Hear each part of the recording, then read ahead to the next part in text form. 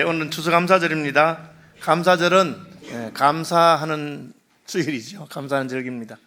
감사하는 것에 대해서 틀렸거나 그러면 안 된다는 사람은 아무도 없을 것입니다. 누구든지 감사할 만한 일이 있으면 감사하고, 남에게 받은 은혜가 있으면 감사하고, 또 하나님께 받은 사랑을 감사하면서 살아야 된다고 생각할 것입니다. 그런데 오늘 본문에는 감사하라 하는 말씀은 좋은데 앞에 조건이 하나 달려 있어요. 그래서 상당히 우리를 부담스럽게 하고 있습니다. 그 말씀은 뭐냐면은 범사에 하는 것입니다. 범사에 감사하라, 그렇게 하니까 감사하는 건 좋은데 그렇다고 사람이 범사에 감사할 수는 있을까, 그런 생각이 드는 거죠. 웃는 거 좋은 일 아닙니까? 그렇지만 계속 실없이 웃고 다니면 아이고 저 사람 머리에 꽃을 꽂았나 하고 우리 쳐다보게 됩니다. 그죠? 그러면 이게 이상한 거잖아요. 감사도 마찬가지입니다. 감사할 만해야 감사하고, 그 감사하는 것이 납득이 돼야 감사하는데 하나님께서는 범사에 감사하라, 그렇게 말씀하신 것입니다. 이 말씀은 닥치고 감사해라, 그런 뜻은 아닙니다.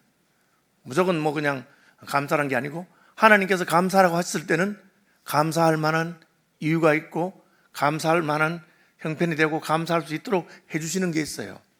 그래서 저는 성경 말씀을 읽다가 해석이 안 되시면 항상 문맥을 봐야 됩니다. 제일 중요한 문맥이죠. 그 앞에 무슨 말씀이 있는가, 그 뒤에 무슨 말씀이 있는가 참 중요합니다. 앞에 보면 이렇게 돼 있죠. 쉬지 말고 기도하라 그랬으니까 열심히 기도하면 감사할 수 있는가? 쉬지 말고 기도하면 감사할 수 있는가? 그런 생각이 들 수 있습니다. 뒤에는 뭐라고 되어 있습니까? 범사에 감사하라, 이것이 그리스도 예수 안에서 너희를 향하신 하나님의 뜻이니라. 그러니까 조금 마음이 쿵 하고 와닿죠. 예수님 안에서. 그렇죠. 예수님 안에 있으면 우리가 조금 달라지잖아요. 그렇지 않습니까? 그런즉 누구든지 그리스도 예수 안에 있으면 새로운 피조물이니라. 이전 것은 지나갔으니 보라 새 것이 되었도다. 예수님 안에 들어오니까 달라졌습니다. 무엇이 달라집니까? 하나님하고 관계가 달라지죠.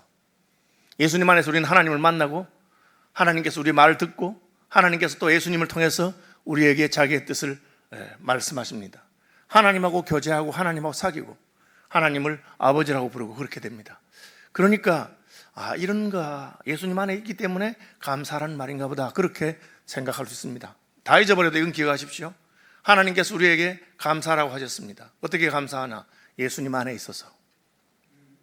우리가 늘 기도하면서 우리가 예수님 안에 있다는 것을 기억할 때 우리는 감사할 수 있을 것입니다. 오늘 감사절인데 감사절을 왜 지키느냐? 감사절은 우리가 감사해야 하는 것, 감사하는 삶을 기억하는 날이죠. 잘 안 되기 때문에 지키는 겁니다. 사실은 어머니 날이 있었습니다. 지금 어버이날로 바뀌었는데 왜 어머니 날을 만들었을까? 어머니들이 너무 고생하거든요. 한국은 좀 가부장적인 사회라서 옛날에는 아버지가 말씀하시면 어머니는 무조건 들어야 되고 그런 겁니다. 그죠? 남편이 잘하고 잘해주면 또 괜찮은데, 남편이 못나도 남편이 말하면 부인은 들어라, 그런 식으로. 남편 하늘이고 부인은 땅이다, 이런 식으로 하니까 어머니들이 고생 많이 하셨다 생각해서 어머니 날 하루에는 어머니를 생각하자, 그런 뜻으로 만든 것 같아요. 좀 이따가 이제는 아이고 어머니만 고생하나 아버지도 고생한다, 세월이 바뀌어서 남편들도 힘들고 어려우니까 이제는 아버지 날 합해서 어버이날로 그렇게 지킨 것 같습니다. 우리 교회 옆에 어린이 대공원이라고 참 좋은 공원이 있습니다. 어린이를 위한 공원이죠. 그런데 이제 어린이날을 만들었어요. 왜 어린이날을 만들었을까? 옛날에는 아이를 우리가 동등한 인격으로 취급하지 않고 부모의 부속품처럼, 부모가 원하는 소원을 이루어지는 존재인 것처럼 그렇게 해서 한번 만든 것 같아요. 요즘은 이제 아이도 많이 안 나니까 어린이는 잘해주는 것 같아요. 오히려 그냥 엄마 아빠 날이 더 있어야 되고 애들 날은 없어도 되지 않을까, 그런 생각이 들 정도로 그렇게 잘합니다. 어쨌든 어린이날이 처음 만들어진 것은 어린이를 좀 제대로 대접하고 어린이를 자기의 소질이나 타고난 것에 따라서 인격적으로 대우하라, 그런 뜻으로 만들었던 것 같습니다. 감사절은 왜 만들었습니까? 감사하라고. 왜요? 감사해야 되는 줄 알지만 잘 감사하지 못하기 때문에, 바빠서 혹은 불평불만이 많아서 어찌되든 간에 감사하고 살아야 되는데 감사하지 못하는 것입니다. 감사하고 살아야 된다 하는 것을 우리는 당위라고 합니다. 당위.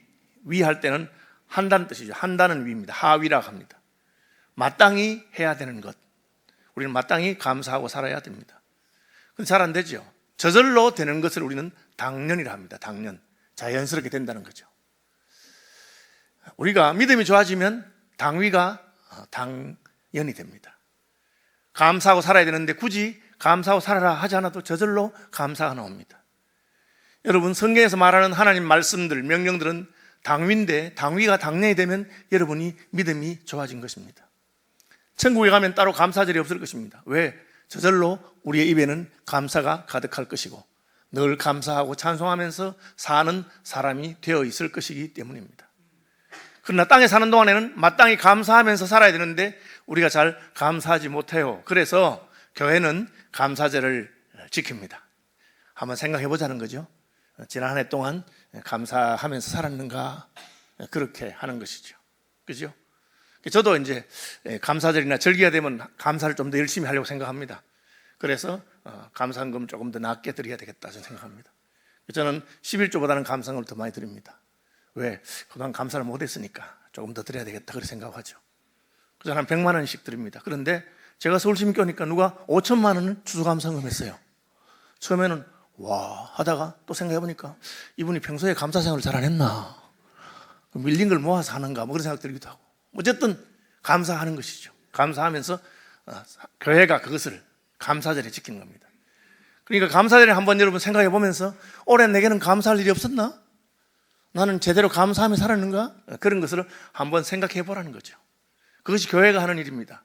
철이 철을 날카롭게 하는 것처럼 사람이 그 친구의 얼굴을 빛나게 하고 우리는 누구를 만나느냐에 따라서 달라지는 겁니다. 사람을 닮는 거죠. 그래서 묵을 가까이 하면 검어지고 붉은 것을 가까이 하면 붉어진다. 건묵자 흑이요 건주자 적이라, 그렇게 말하고 있습니다. 저도 고등학교 때 감사가 그냥 내가 아는 것처럼 감사할 일이 있어서 감사하는 게 아니다 하는 그런 것을 깨달은 충격적인 경험이 있습니다. 제 친구가 있었는데 친구 형님은 육군 사관학교 가고 싶어서 고등학교 3년 동안 열심히 공부했습니다. 잘생기고 키도 크고 그리고 운동도 해서 몸도 좋고 그래요. 그런데 공부도 열심히 해서 사관학교 필기시험에 합격했어요.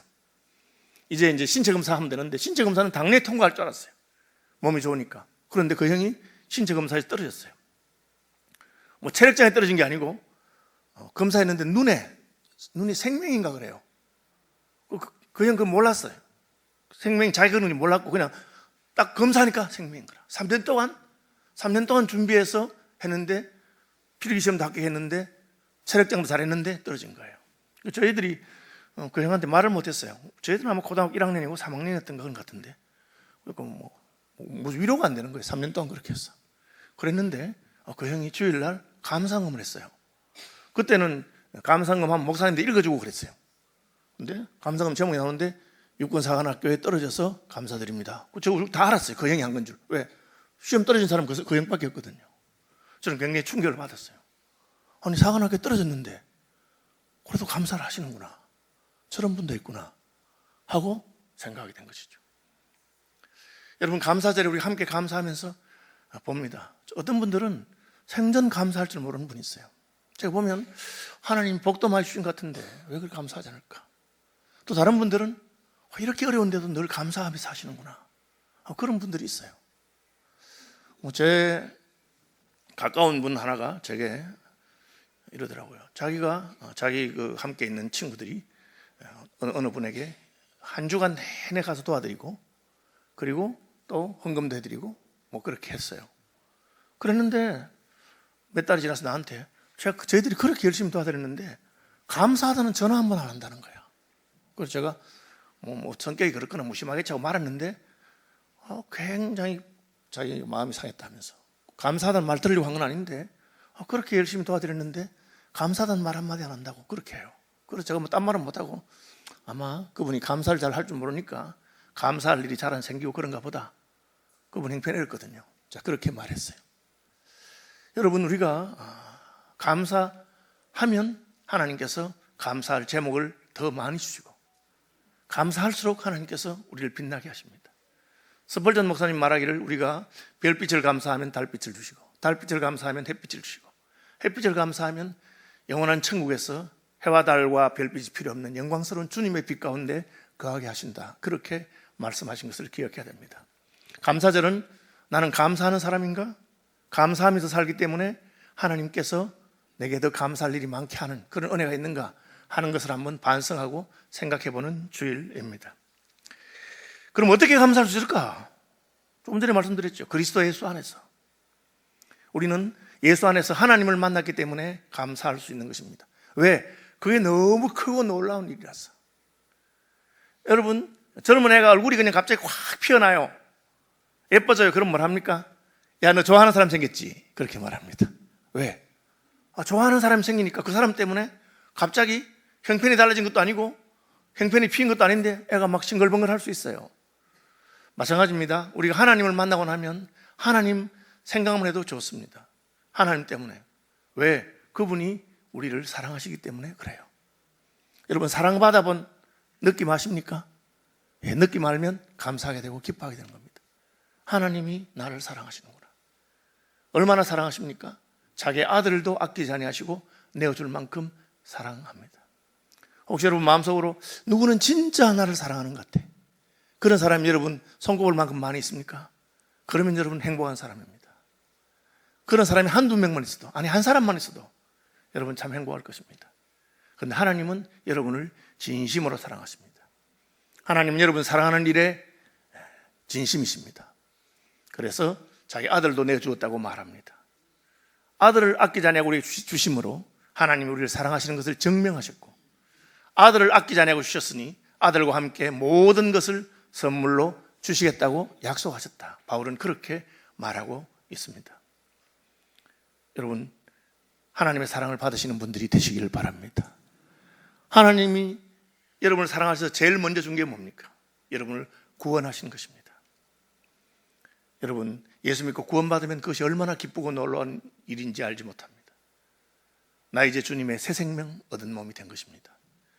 구원받았기 때문에 우리는 감사할 수 있습니다. 다른 것은 조금 있으면 좋지만 없어도 괜찮습니다. 그러나 구원은 그런 것이 아닙니다.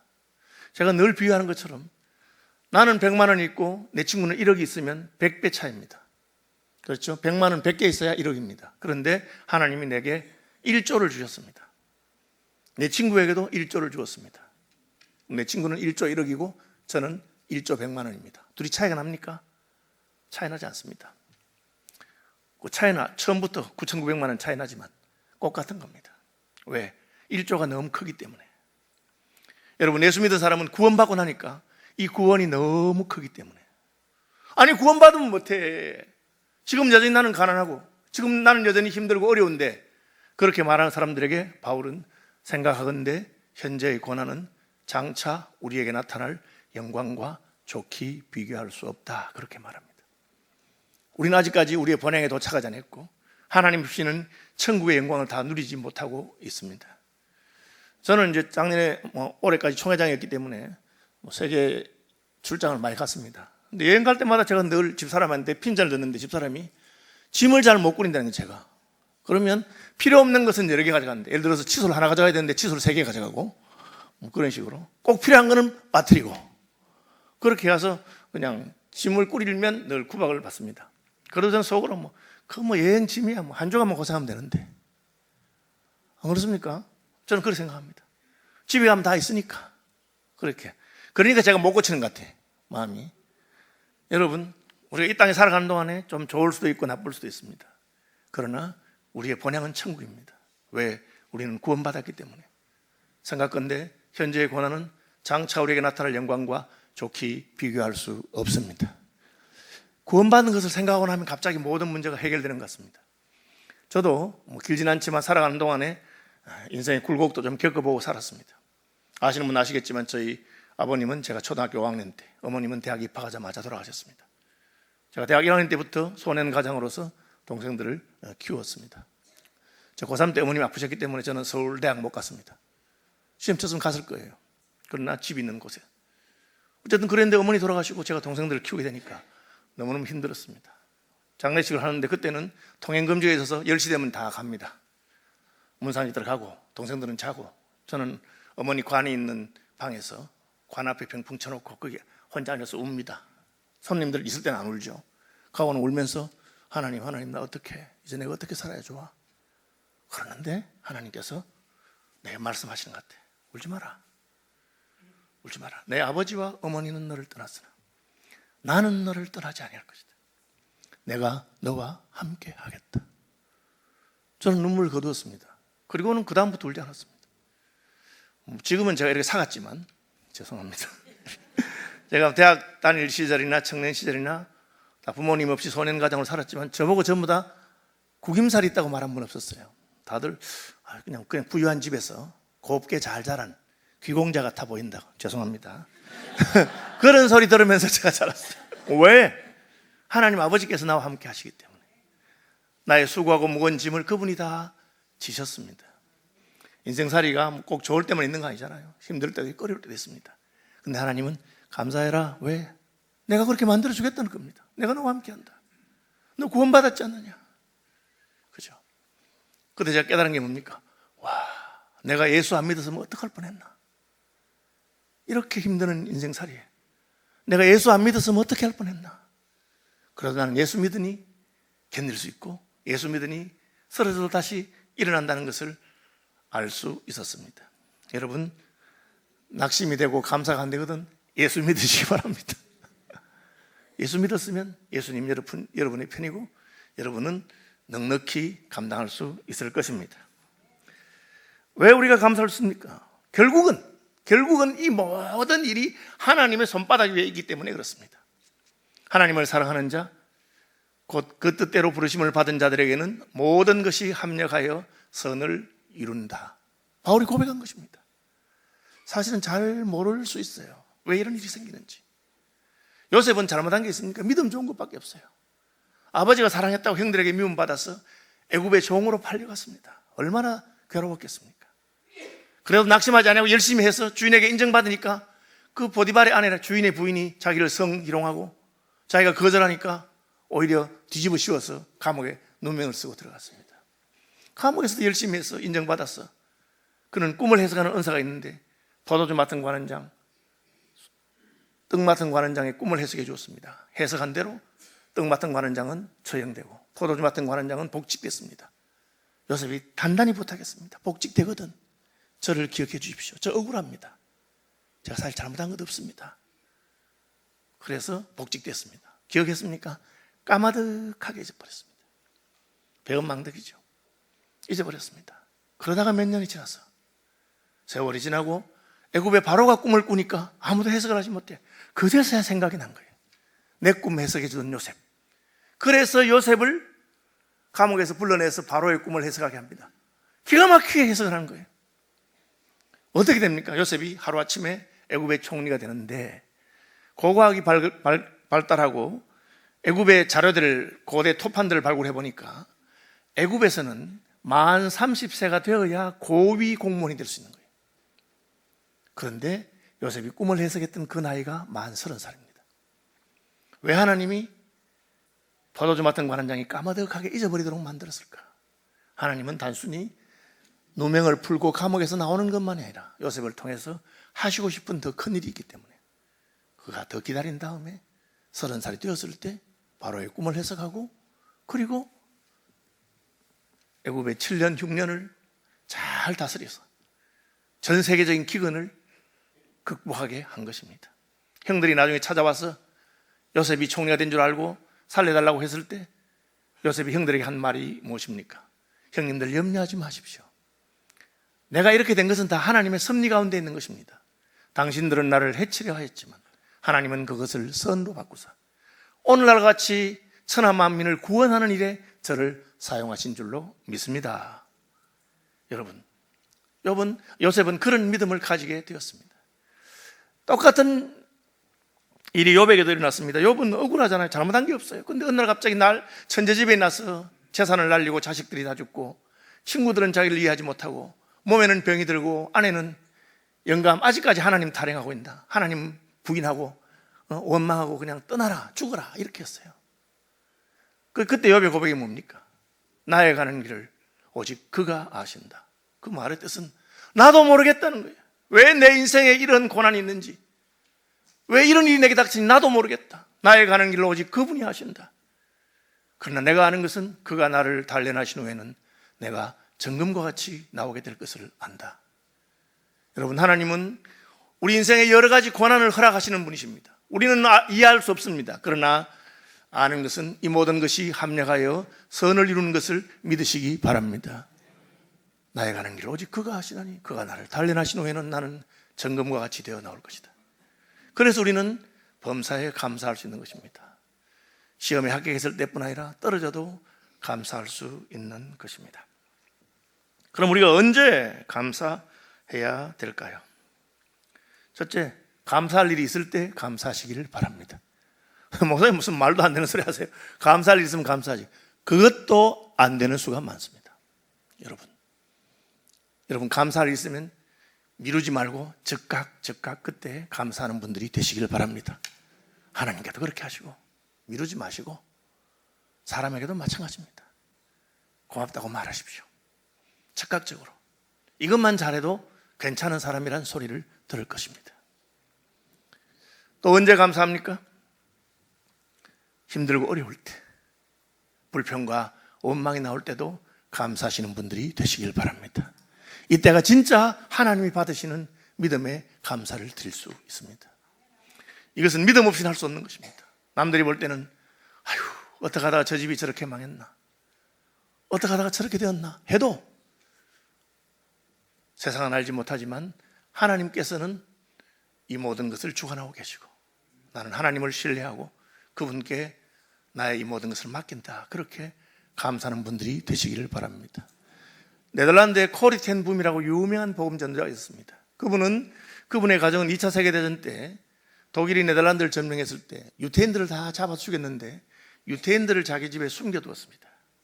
그게 들켜서 자기들은 유태인도 아니지만 유태인들과 함께 감옥에 갇혀서 고난을 겪게 되었습니다.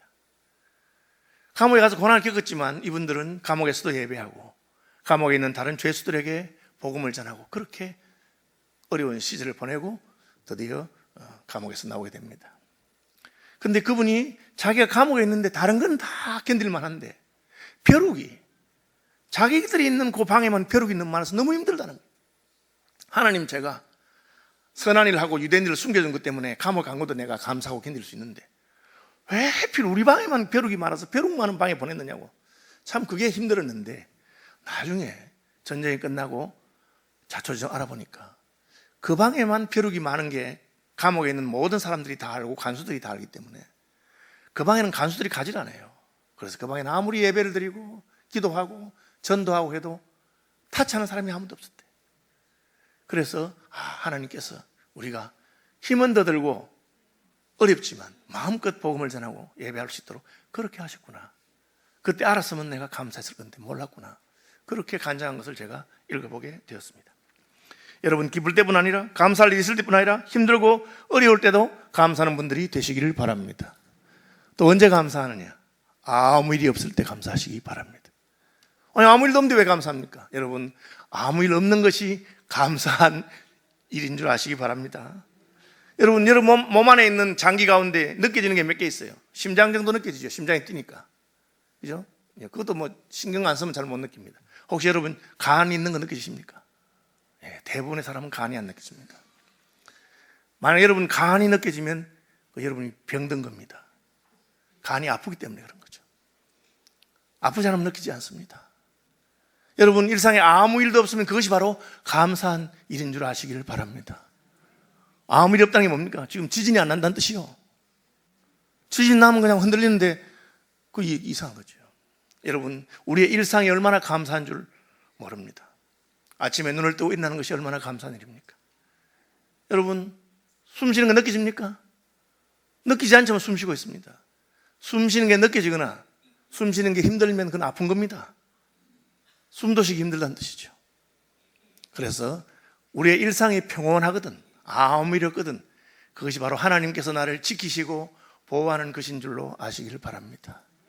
위기론자들이 말할 때 지구는 지금 얼마나 위험하고 위기 가운데 있는지 모릅니다. 지진과 화산을 연구하는 사람은 언제 대한민국 땅 밑에서 지진과 화산 폭발이 일어나도 이상하지 않다고 말할 것입니다. 환경론자들은 50년 안에 이 지구가 다 없어져도 이상하지 않다고 말할 겁니다. 그 정도로 우리는 위험하고 힘듭니다.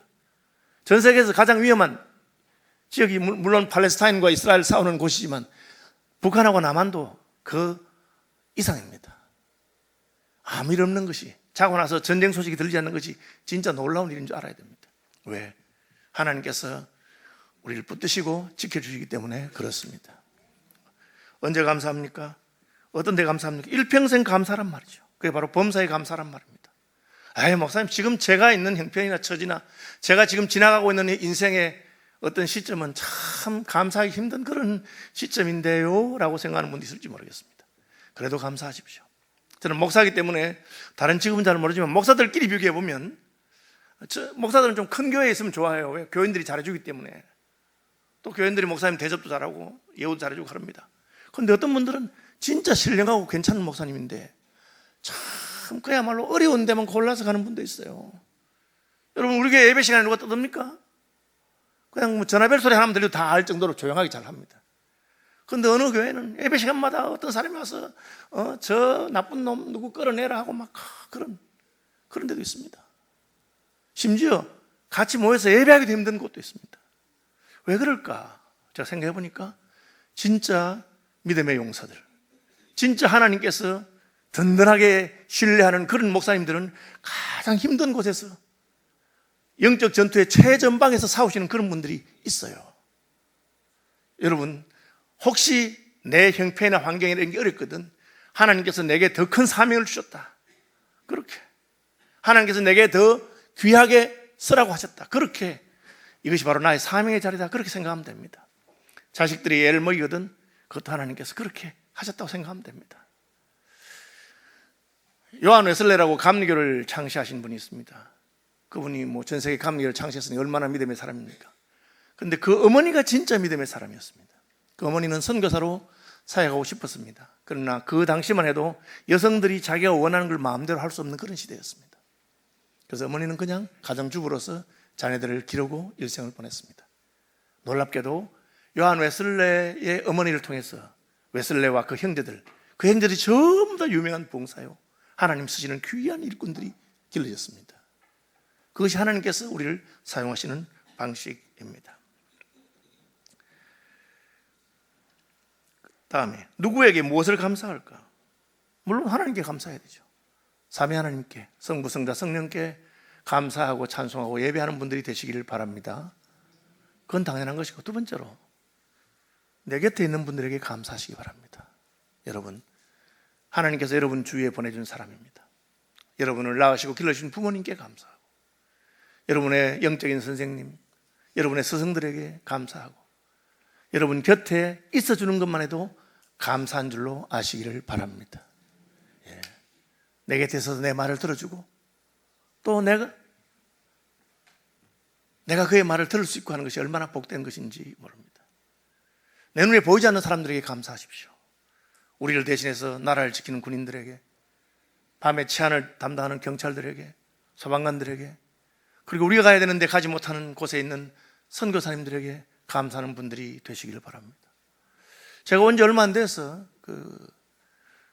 우리 교회가 윤옥 선교사님 해피홈스쿨 건물 짓는 것 때문에 그때 헌금한 일이 있습니다.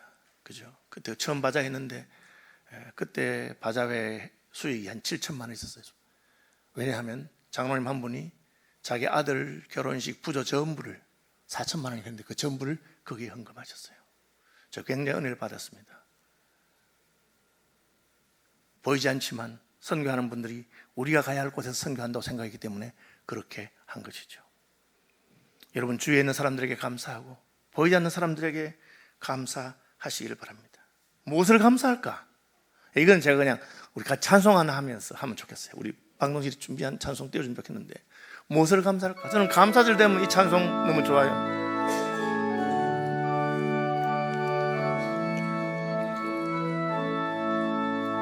날 구원하신 주 감사, 보주심 감사, 지난 추억이네 감사, 주 내 곁에 계시네, 향기로운 봄철에 감사, 외로운 가을날 감사, 사라진 눈물도 감사,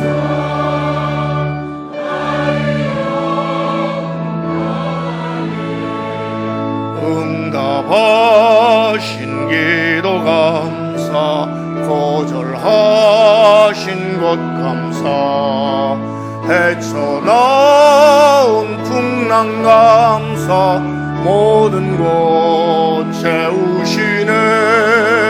아픔과 기쁨도 감사, 절망 중 위로 감사, 증량 못할 은혜 감사, 크신 사랑 감사해.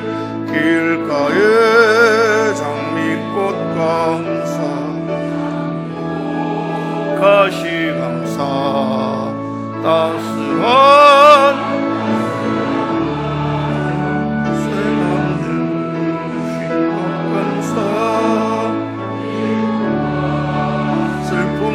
감사, 하늘의 하늘 감사, 내일의 희망을 감사,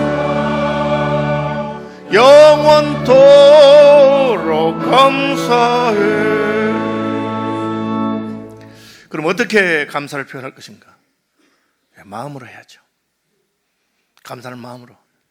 여러분의 마음에 하나님을 향한 감사가 가득하고, 여러분 마음에 이웃을 향해 원망과 불평이 아니라 감사하는 마음, 그가 나와 함께 있어주는 것, 나와 같은 시대를 살아가는 것, 그렇게 감사하는 여러분의 마음으로 감사를 표현하시기를 바랍니다. 그것이 하나님께는 예배가 되는 것입니다. 예배할 때마다 감사하는 마음으로, 그 예배가 하나님 받으시는 예배입니다. 예배하면서 원망과 불평과 하나님께 대한 그런 것 말고 하나님께 대해서 감사하는 마음, 기도할 때마다 감사, 하나님 내게 하신 일을 감사하고 또 이웃을 통해서 베푸신 것 감사. 여러분 그렇게 감사하다 보면 시간이 없어가지고 나중에는 하나님 내가 감사하다 보니까 내가 기도할 건 못했다 그럴 때가 있을 것입니다. 그럼 한마디 하면 됩니다. 주님 제 형편 아시죠? 그렇게 말하면 됩니다. 하나님 은혜를 감사하고 이웃을 감사하고 교회를 감사하고 다 감사하시고, 그리고 마지막에 하나님 제 형편 아시죠? 그러면 하나님께서 다 알아서 해주십니다. 어떻게 감사합니까? 여러분이 가진 것으로 감사하십시오. 돈이 있으면 돈으로 감사하시고, 은사가 있으면 은사로 감사하시고, 여러분 할 수 있는 것으로 감사를 표현하면 됩니다. 아무것도 없어도 입술로 감사하면 됩니다.